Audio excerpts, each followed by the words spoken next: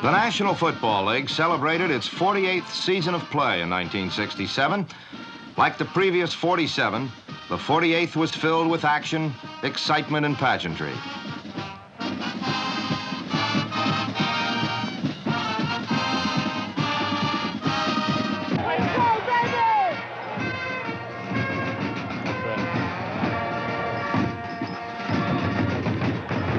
He's going with it this time. 10, 9, 8, 7, 6, 5, 4, 3, 2, 1, 0. Ignition. Liftoff. Liftoff. And 34 minutes after the hour.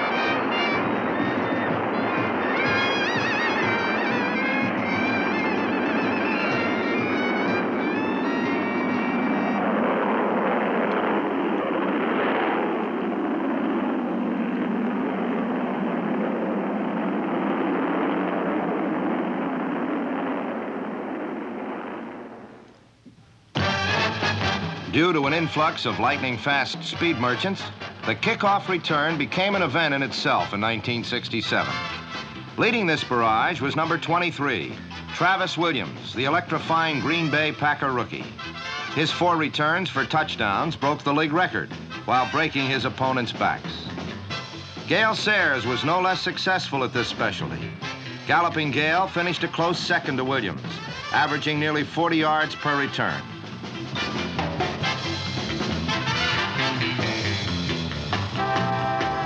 And no New Orleans Saint fan will ever forget John Gilliam's 94-yard return of the opening kickoff of the opening game of the season.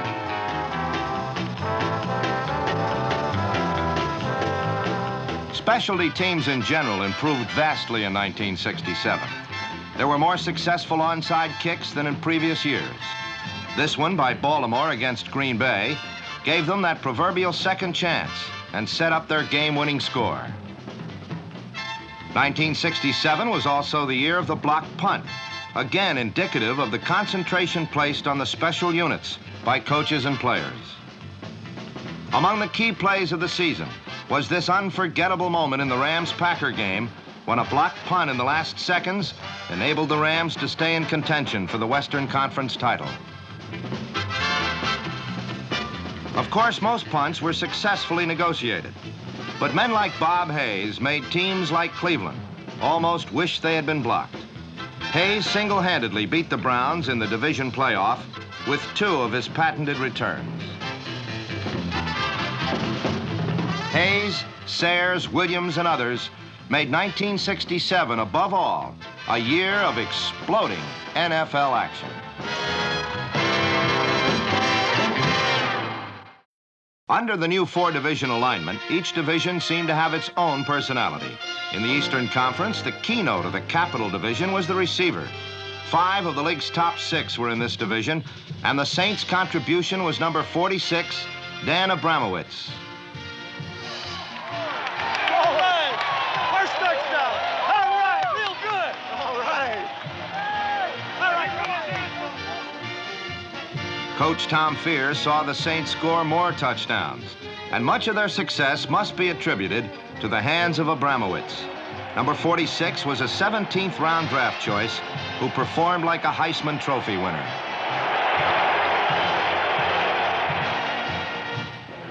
Let's go back this half and let's play smart football.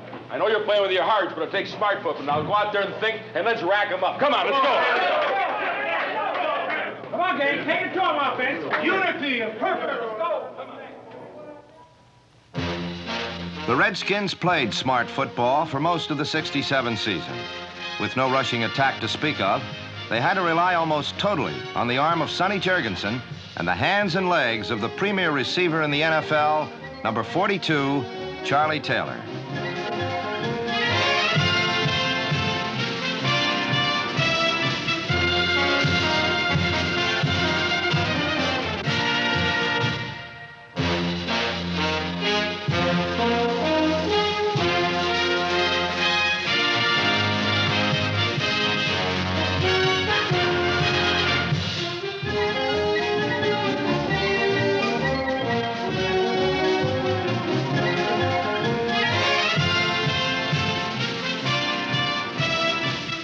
Taylor repeated as the most prolific pass catcher in the league, an unusual accomplishment, if only because of the number of times Jurgensen threw to his two other able receivers, Bobby Mitchell and Jerry Smith. Mitchell and Smith were also in the top 5 and gave Washington the finest trio of receivers in the game.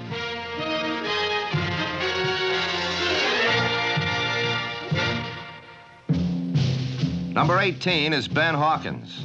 Hawkins led the Philadelphia Eagles to a second-place finish in the Capital Division. The Hawk came into his own after a disappointing rookie year and parlayed his moves and lightning speed into a devastating deep threat.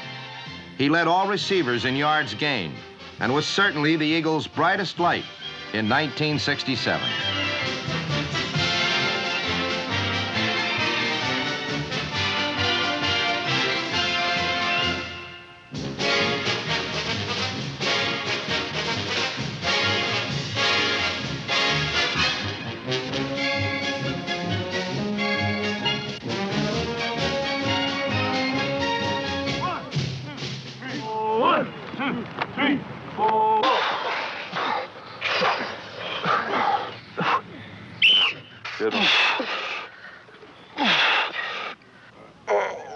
Whether it was at summer camp or in a game, the Dallas Cowboys worked hard, and it paid off in their second straight Eastern Conference title. However, an off-season trade also paid off. It brought number 19, Lance Rensel, to the Cowboys, and the flanker back from Oklahoma became the key to Dallas's passing attack, taking pressure off split end Bob Hayes. As a consequence, both receivers were more effective. Rensel wound up as the league's 6th leading receiver, and Bob Hayes, well, Bob Hayes was just Bob Hayes, the world's fastest human.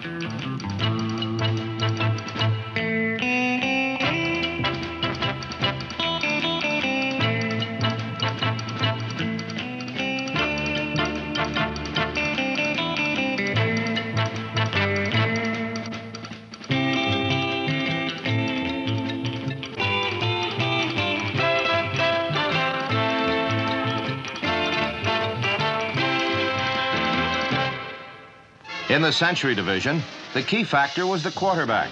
The winner was led by an injured veteran, the Giants by a new leader, and 2 others by rookies. Number 10, Kent Nix, did not let Steeler coach Bill Austin down. Playing the hardest position on the field in his first year, Nix showed a strong, accurate arm, completing over 50% of his passes, and responded well to the enormous burden of being a rookie pro quarterback.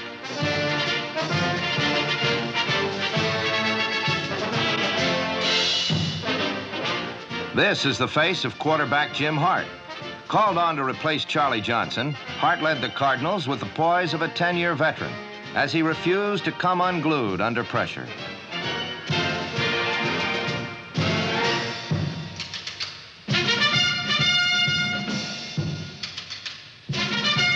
Hart made the most of every situation.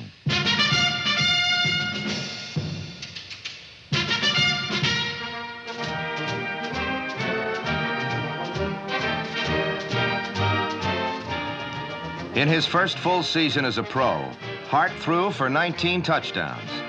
Another Cardinal rookie, number 80, Dave Williams, helped make Hart a success in St. Louis.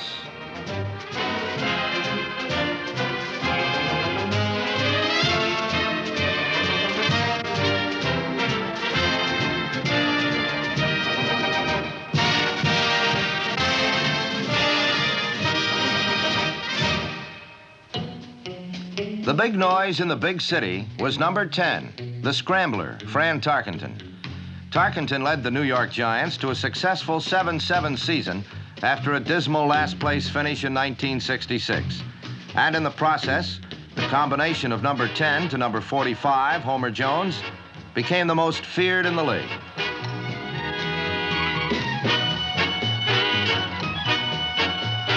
Even when Tarkenton wasn't throwing, the result was exciting.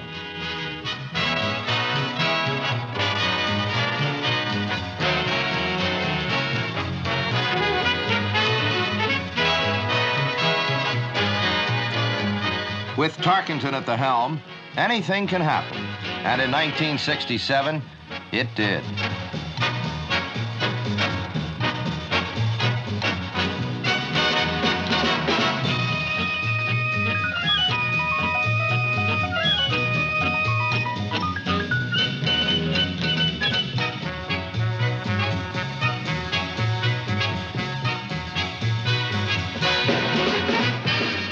This was injury-ridden Frank Ryan, sitting out the last game of the regular season.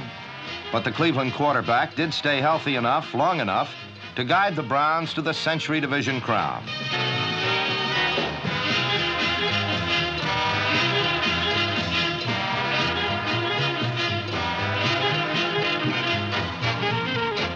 Playing with pain was nothing new to Ryan. It is one of the disadvantages of being a starting pro quarterback in the National Football League.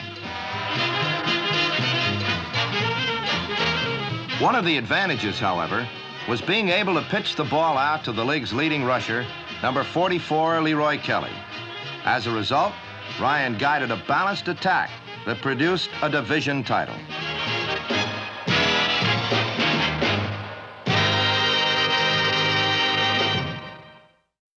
The Western Conference continued its style of aggressive football in 1967.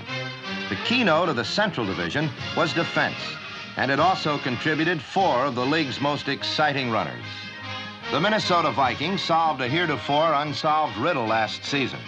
They developed a defense capable of stopping almost any team, a defense which was the best in Viking history.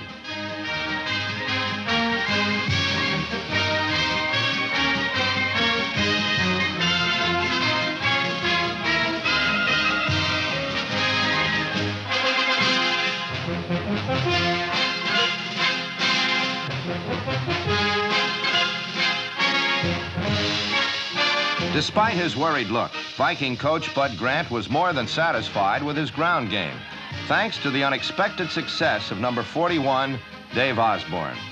With a vastly improved defense and an exciting runner like Osborne, the future looks bright for the new-look Vikings.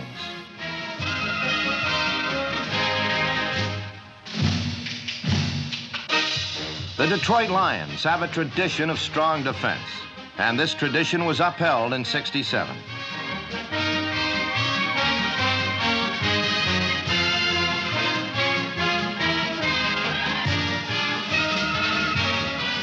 In the defensive backfield, a rookie named Lem Barney strengthened the tradition. Barney, number 20, led a pass defense second only to the Packers.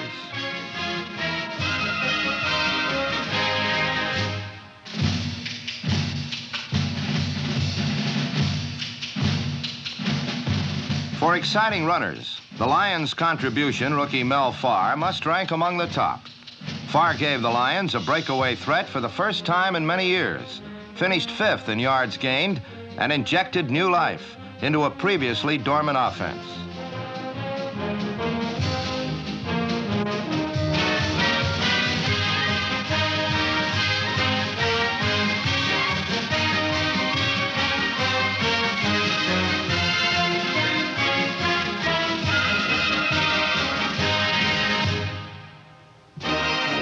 Led by number 51, all-pro middle linebacker Dick Butkus, the Chicago Bears once again exhibited a punishing, unrelenting defense.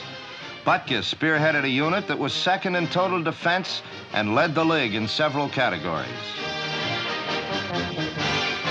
To complement a powerful defense, add the most exciting runner in pro football, Gale Sayers.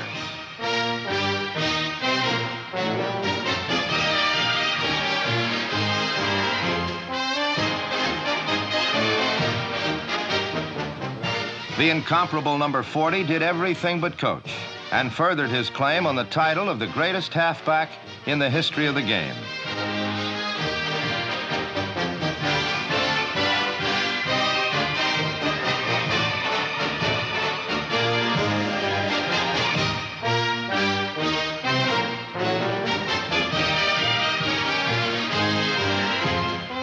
With a parlay like Butkus and Sayers, the Bears should give the Packers a fight for the Central Division title next year.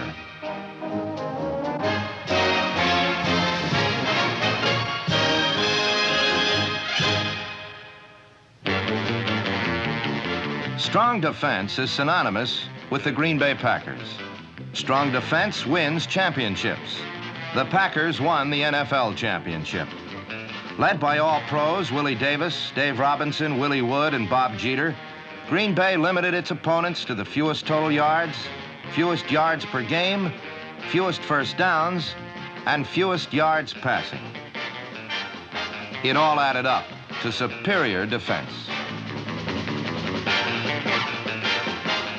Although Lombardi has always stressed defense, he pulled an offensive coup when he drafted Travis Williams.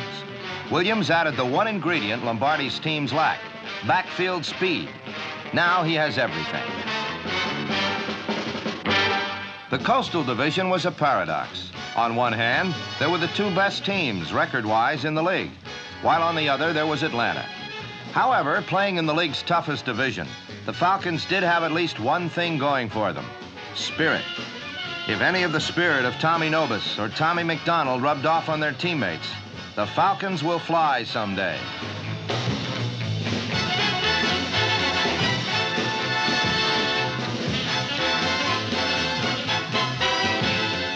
Go! Stay with him, stay with him! Push him, Tommy! You throw him down. Get over and get him. He's to roll back there and get to the passer. Don't stay on the line of scrimmage. Get back there and play football. The 49ers did play football, but only for half the season. When they were at their best, however, they were able to beat the Rams and the Cowboys, mainly because of a defense that either denied the catch or got to the quarterback before the pass could be thrown.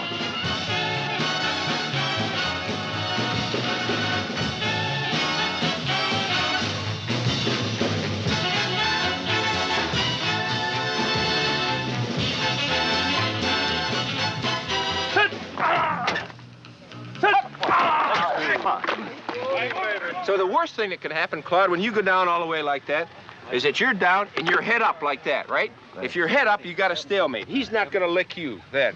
But if it happens this way, where he is under you, then he's got... Little did Baltimore coach Don Shula know last summer that the Colts' entire season would be contained in one dramatic confrontation with the Los Angeles Rams. Ironically, their last regular season game. In fact, if it had not been for an earlier season tie with the Rams, Baltimore would have been division champion. In this, the first meeting between the two powers, the teams matched play for play, point for point, until the final gun ended the 24-24 tie.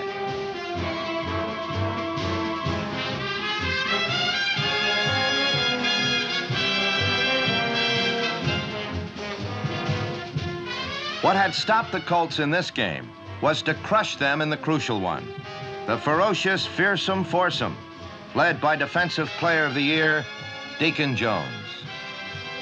You have to have that animal instinct in order to play in the NFL because it's a rough league. It's a highly competitive league, and it gets better every year, and one has to be mean. There's no question about it.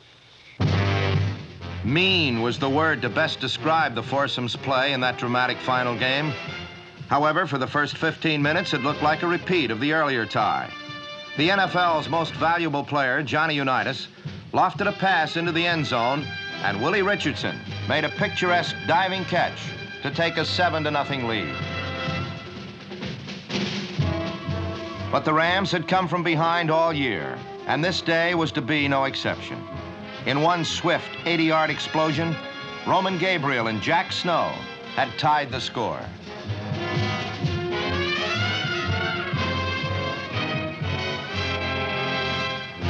The key play came when Unitas took a rare gamble and lost. Pressured by none other than Deacon Jones, his off-balance throw was intercepted and set up the Rams' go-ahead touchdown. From here on out, it was all fearsome foursome. Every time Unitas dropped back, more than half a ton of muscle dropped Unitas, while an ex-member of this select group looked on. The constant harassment by Jones, Olsen, Lundy, and Brown eventually took its toll on the Colts. The Rams were afforded excellent field position on almost every series. As he had done all year, a strong and confident Roman Gabriel was able to weather a rush and locate his secondary receiver, Bernie Casey, for a crucial first down.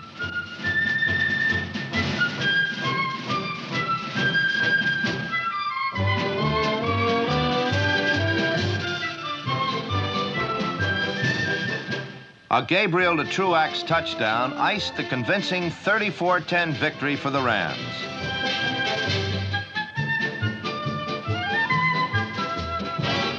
For an emotional coach, George Allen, it was nearly the culmination of a dream come true. However, the fulfillment of that dream was not to be, as he and the Rams would soon face a coach with a similar dream in the Western Conference Championship. 2 weeks before, Coach Vince Lombardi had seen his team suffer a last-second defeat to Los Angeles. Today, the Rams found out what Lombardi already knew. The Packers had a fearsome foursome of their own.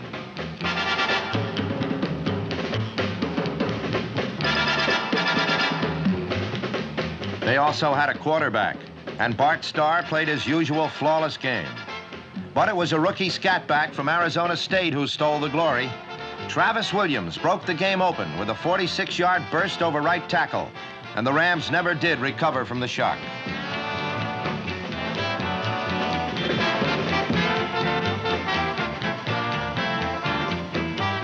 Starr and Carroll Dale helped put the game out of reach in the second half on a 65-yard bomb that carried to the 1.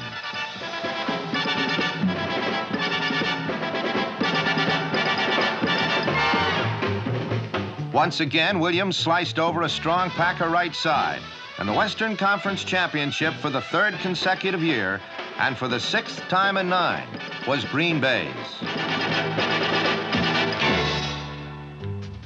However, one more act remained in this NFL drama. The cast was the same as in 1966. The drama was greater.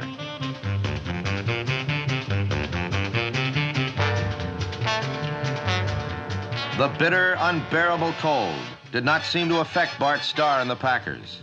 He and Boyd Dowler gave Green Bay a 14-0 lead in the second quarter.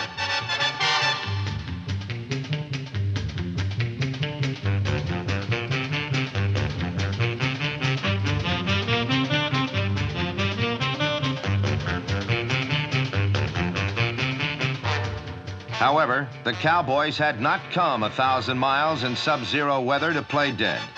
Willie Towns forced, and George Andre recovered a Starr fumble. And as they did in '66, the Cowboys gnawed back at the Pack.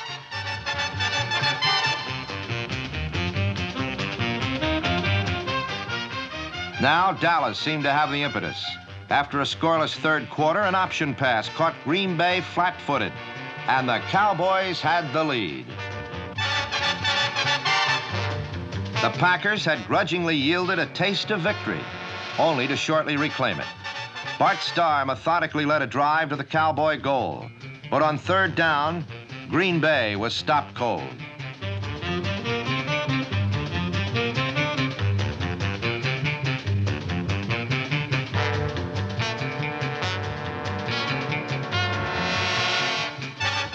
The rest was history.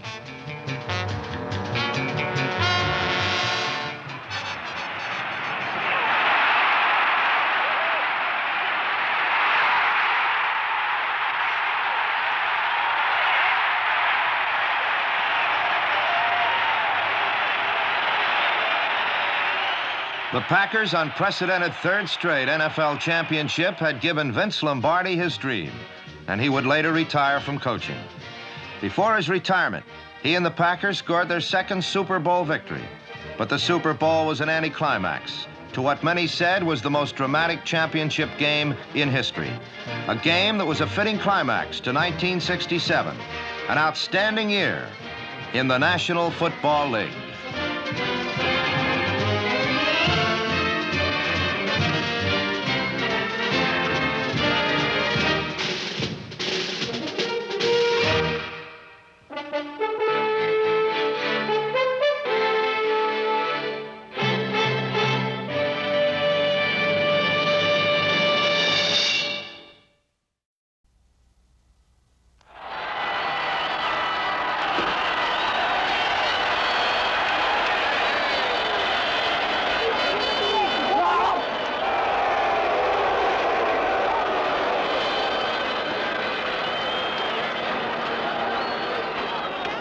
Let me say this, we faced the Green Bay Packers today, and they are a very fine football team. We have always had a great deal of respect for them. Of course, their record in the National Football League speaks for itself. They didn't give our offense room to do anything, and I think It's just they're fine defense. And, I wish we could be as good in the future. I hope we can be as good in the future as they are. They have a solid ball club. They're just really tough, I guess you'd have to say. I felt it was a day for me, a day of learning. There's no doubt about it. Darryl deserves a lot of credit under extreme pressure. I think he showed a lot of poise. He certainly has done a fine job for us this year, and he realizes he still has a lot to learn. We all do, and I think... For the Oakland Raiders of the American Football League, the 1968 World Championship game was a day of learning. For the Green Bay Packers of the National Football League, it was another day of victory. I just like to say that I am real pleased with everything, and I'm very, very, very grateful, really, believe me. I think they got a great bunch of boys, and they certainly deserve what they got. The Packers' reward was the biggest football can offer, a world championship.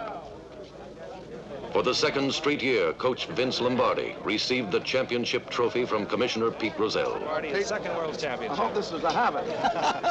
It's become a semi-habit, Vinny. Congratulations for the second year in a row. Wonderful performance by a fine football club and a great coach.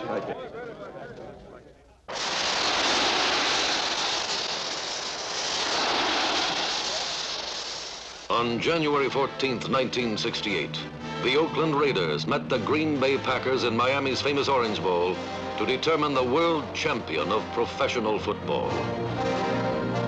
Call it loud and clear while it's in the air. I'm going to let it hit the ground. It is tails, and Oakland has won the toss. We see. They want the football. We will defend this goal here. Okay.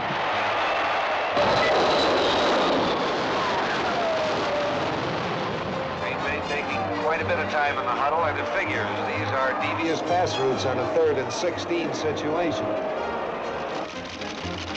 The game's television audience totaled over 70 million viewers, more than 1/3 of the entire population of the United States. From high above, from these beautiful skies over Miami, we look down on the Orange Bowl. Right from the beginning of the game, there was a sense of superior Packer power, grown strong but not fat on history. The first time Green Bay got the ball, quarterback Bart Starr directed them to the Oakland 32-yard line.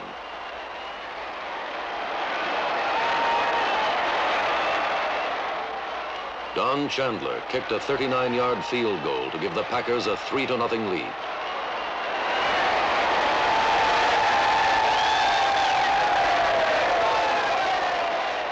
Near the end of the first period, Starr began another march into Oakland territory. The longest gains in this drive were a 17-yard pass to split end Carroll Dale and a 14-yard run by Starr himself.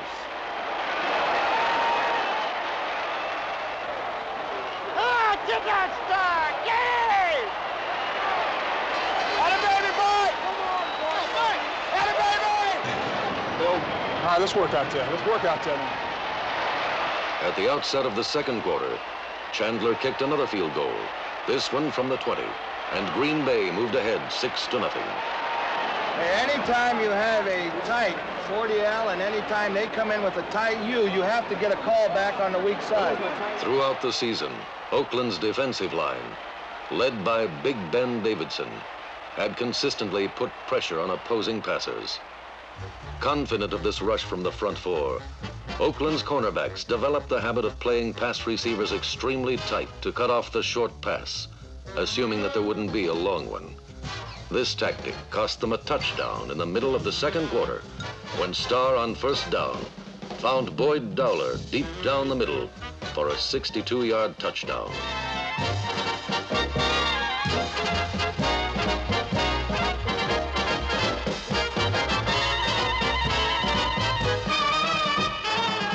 The scoring pattern, Dowler explains, was a basic one. Quick post is what it amounts to, but just he and I out there, man on man, and I kind of horsed by him. I bumped him when I came off the line of scrimmage, and he bumped me. We bumped each other, I guess. You put it that way.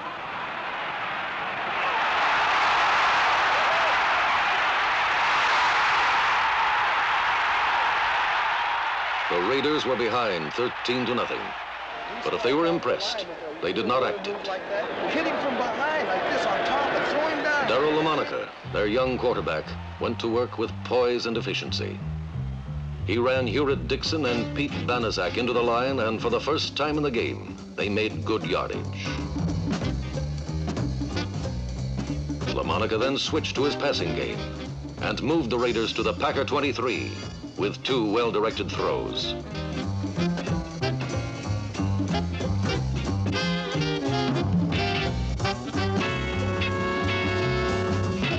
LaMonica wound up the drive by passing to end Bill Miller for a touchdown.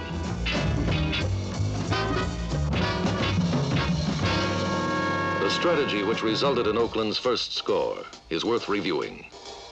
The touchdown play came out of a double wing formation that was designed to flood the left side of Green Bay's secondary with 3 potential pass receivers. One of them, Bill Miller, found an open spot just beyond linebacker Dave Robinson. Miller pulled in LaMonica's perfectly thrown pass and beat safety man Tom Brown to the end zone.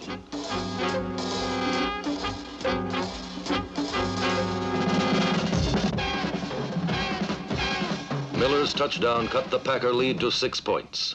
And at this juncture in the game, the Raiders gained the momentum. Get a rush in there now. That's the way to hit him. That's the way to hit him. Way to go. Oakland's defense broke down Green Bay's blocking and forced the Packers to punt from deep in their own territory. But Oakland was denied an excellent scoring opportunity when Roger Byrd fumbled Donnie Anderson's short punt, and the Packers recovered.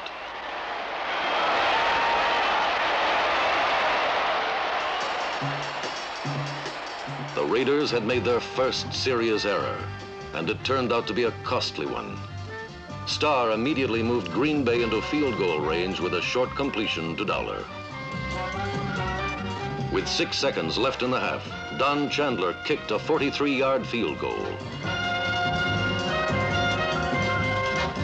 Chandler's kick did more than make the score 16-7 at halftime.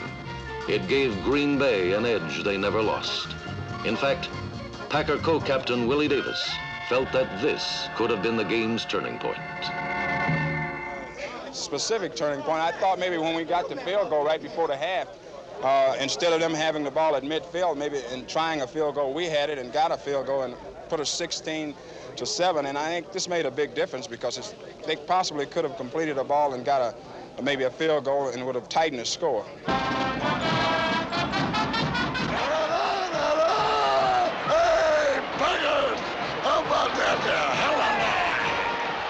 In the third period, Green Bay pried apart Oakland's defenses and assumed complete control of the game. Ben Wilson and Donnie Anderson moved confidently through the Raiders for steady gains. Let's run it down that throat now.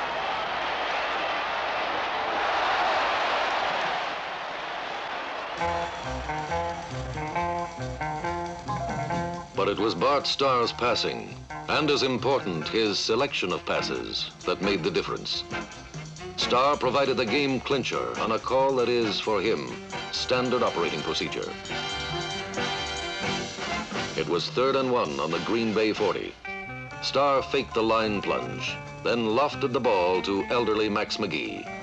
Starr has used this play successfully many times in the NFL, and according to Oakland safety man Howie Williams, the Raiders were aware of it.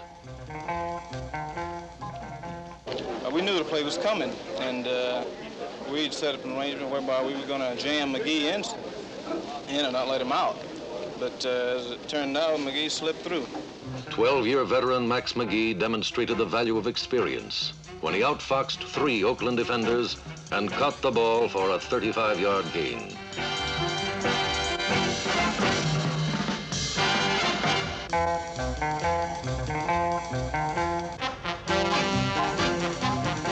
Donnie Anderson caught a shorter pass and brought Green Bay to the Oakland 1. 2 plays later, Anderson cantered into the end zone for Green Bay's 2nd touchdown. Anderson's run made it 23-7. And at that moment, Everyone understood that the outcome for all purposes had been determined, and Green Bay would be champion again.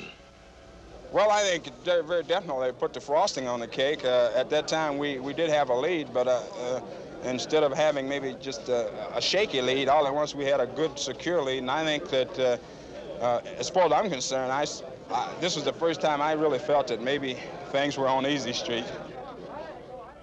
For the second straight year, the Super Bowl gave the people of Green Bay, Wisconsin, reason to be proud, for it proved that their Packers were the best team in all of football. For Oakland Raider fans, the game was like watching a man on the side of a hill trying to hold back a huge boulder. Eventually, it was bound to start rolling. But there were times when the Raiders seemed to be saying that if it did, it would not roll on this day.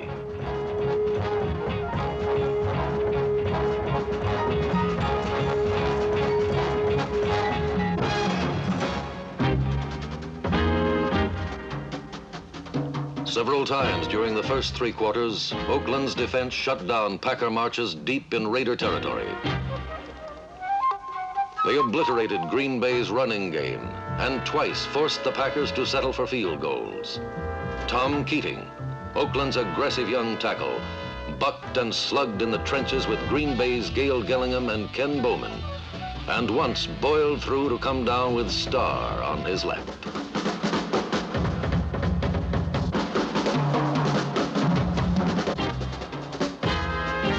Of Oakland's front four, Keating was the one who caused the most trouble for the Packers. But the one most noticeable from the stands was 6'7" Ben Davidson, number 83.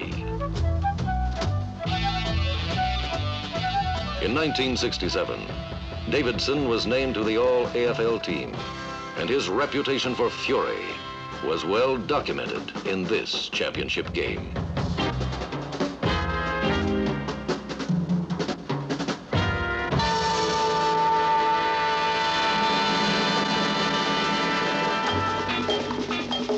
On offense, Oakland was not as impressive, although there were several outstanding individual performances.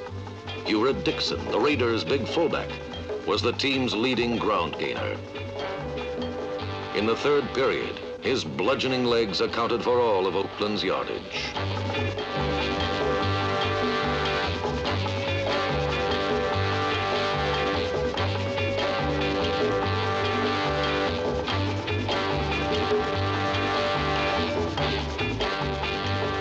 Dixon gained not only 52 yards rushing, but also the respect of Henry Jordan, Green Bay's veteran tackle. Well, he's one of the hardest runners we've met. I won't say he is the hardest because it's hard to compare, but he was doing some real good running out there. In fact, he did a lot just on his own, you know, with no blocking. In Oakland's offensive line, the most noteworthy performance was turned in by a rookie guard, Gene Upshaw, number 63. Upshaw blocked superbly all day, and not once did he permit Henry Jordan, number 74, to get to the passer. The Raiders, as they clearly demonstrated in this game, have the enthusiasm, muscle, and size to become a truly superior football team. All they lacked, and it was a noticeable lack on this Sunday, was the Packer experience. The Raiders are a young team, and their greenish hue became very apparent in the harsh light of a championship game.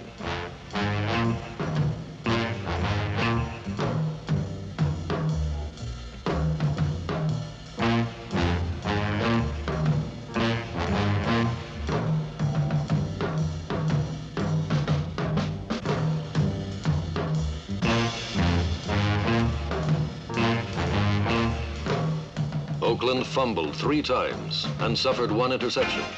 Green Bay capitalized on nearly every mistake and won the game with professional efficiency. At the heart of Green Bay's precision attack was quarterback Bart Starr. Poised in the face of Oakland's furious rush, Starr picked his plays well, with his usual self-assurance and almost instant recognition of defenses.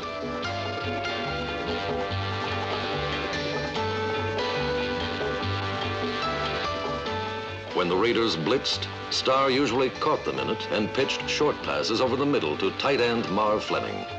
But more often than not, he handed the ball to fullback Ben Wilson, who responded by gaining 65 yards.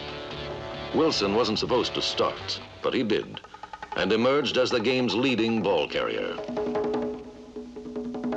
Wilson also provided the only suspense the game produced when he spent the fourth quarter on the sideline searching for a lost contact lens. I'll be a son of a gun.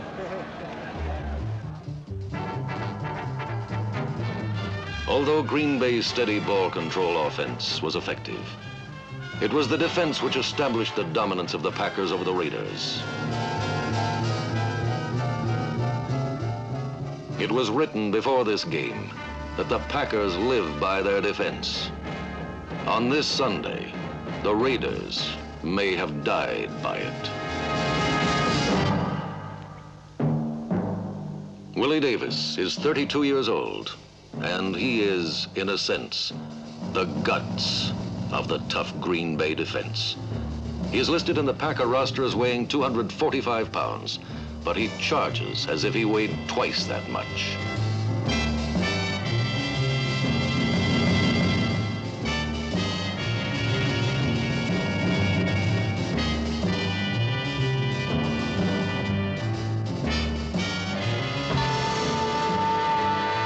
Davis made 7 unassisted tackles, a performance that will not be forgotten by young Harry Shue, the Raider who played opposite him. The greatest that I have come against. He taught me a few lessons today that I won't forget. Davis explains that Green Bay's defensive strategy was to stop Oakland's outside running. Running outside had been their strongest suit, and I think this was the thing that we had to do early in the ball game, was cut off the outside run, which we were able to do. And I think this made a difference. In the meantime, our offense got some points on the board, and of course, they were in a different situation. Green Bay's defense is based on the biggest and best set of linebackers in football. At one corner is Leroy Caffey, number 60, mean and expert after 5 years of consistent play in the NFL. At the other corner is number 89, All-Pro Dave Robinson, whose credentials include speed, balance, and 250 pounds. At 31 years of age, middle linebacker Ray Nitschke has lost most of his hair, but he still plays, as he puts it, with reckless abandon. On the game's first play, he flipped Hewritt Dixon heels over helmet for no gain. When the Raiders tried to run wide, Nitschke shot through the gaps left by Oakland's pulling guards to run down Raider ball carriers from behind.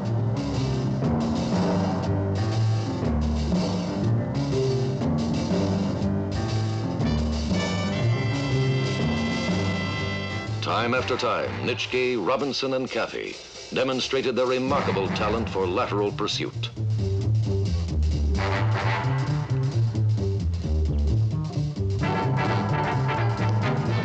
Dixon and Banaszak were unable to turn upfield as Oakland's powerful wide running attack was completely nullified by Green Bay's mobile linebackers.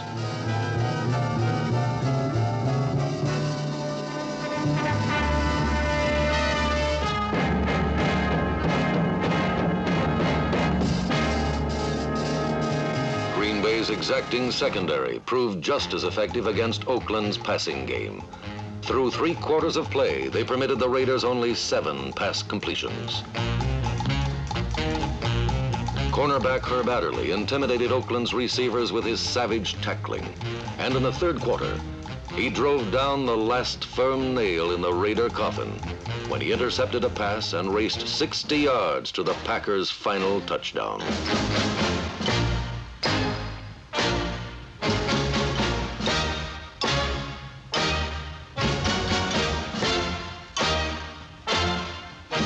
Adderley's interception was the result of his ability to anticipate LaMonica's delivery, and his touchdown was the result of a shattering block thrown by number 77, Ron Kostelnik.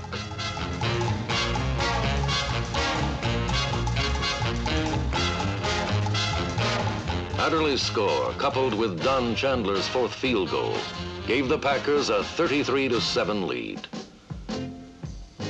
Oakland's Bill Miller pulled in the final touchdown of the day, but all it did was make the game closer on the records than it had been on the field. The game and the world title belong to the Packers of Green Bay.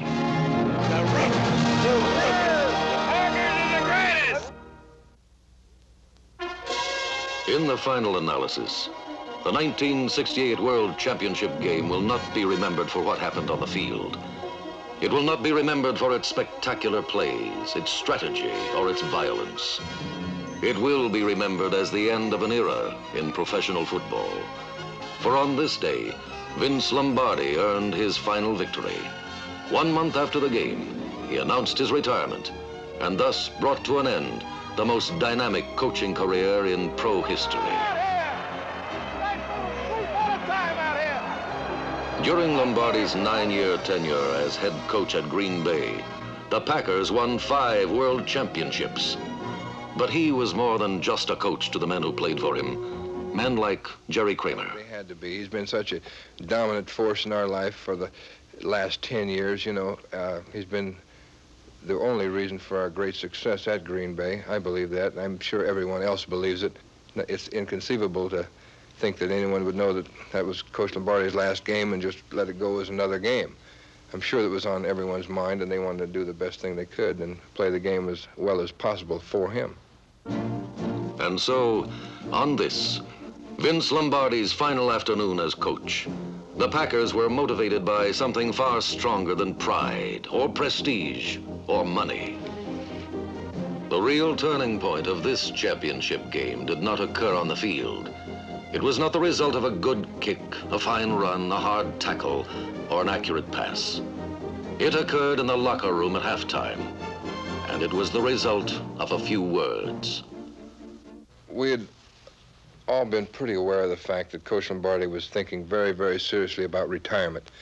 And while many of us cuss him or call him names or a number of things, it's something like you might do with your family.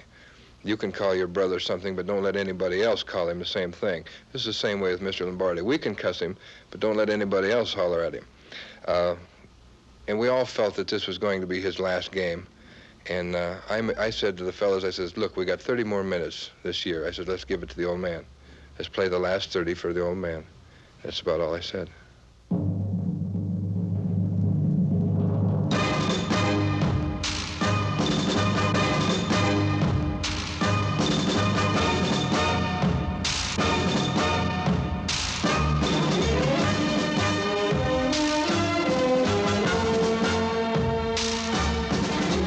At 6:06 Eastern Standard Time, Vince Lombardi was carried off the field for the last time. He was carried not just to the locker room, but a few steps closer to the Hall of Fame.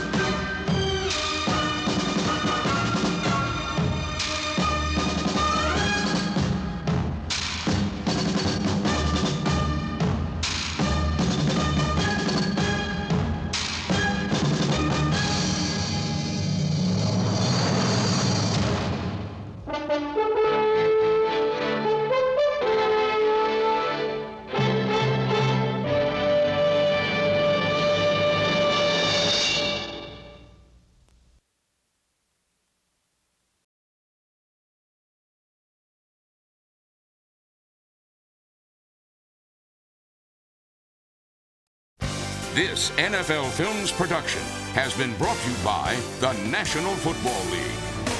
The NFL is online at www.nfl.com.